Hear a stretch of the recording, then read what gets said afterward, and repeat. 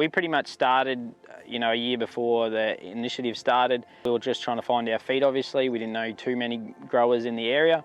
So the initiative really helped us get our foot in the door, helped us get involved with a lot of the big growers in this area. Also helped us, fund some new equipment that we would be able to be productive to be able to supply our services to a lot of growers in the area. So without that sort of involvement in the initiative, or without those sort of funds, I don't think we would be at the level we are today. So these drones are operated fully autonomously. So literally it's just an app on our phone. So we mark the field out, we tell it how much to spray, and then it just runs its lines. So it's very accurate in terms of where it sprays, how much it puts out. It's really taking a lot of human factors out of it. You're putting on the right amount of chemical, you're applying the right amount of seed. We find a lot of farmers at the moment are using this technology for a few reasons. One, a lot of the time it's very wet here and they can't get on the crops. They don't want to damage their crops, so a lot of crops here are quite high value sort of cropping situations.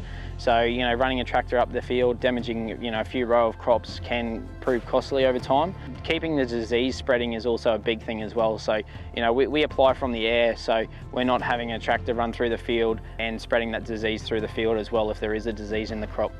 Actually going out there, proving to the farm that you can do this, it is productive, it is cost saving for them, and it is beneficial for them. That's a big thing, and having them see it, and other growers in the area seeing how it works and seeing how it's working for us, one or two farms, and then that's really just multiplied it.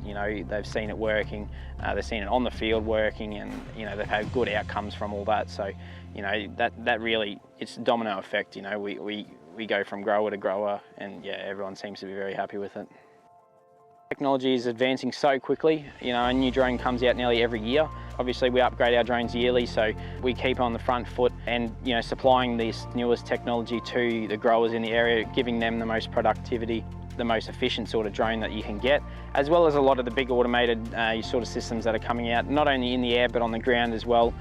Most of our big contracts come from discussing with the uni and meeting growers. The whole AgTech initiative, without that I don't think we would be where we are today, definitely. Extremely great to work with. They pretty much believe in the product, I guess. It's having that sort of belief in the product to then present to the farmers is what really helped us. It's been a real win for the project because the region now has this fabulous AgTech provider able to deliver a service, and farmers that are embracing that service and getting the value from it. You can just start to see it spread and be more widely used in the region. Rather than a single drone being operated by a single operator, having that operated, driving several drones at the same time, working in areas where we've got large areas of cropping, it takes a little bit of time to get over all that area. One guy with a swarm of drones can cover a fairly large area, and that makes that technology much more economically attractive to industry to use.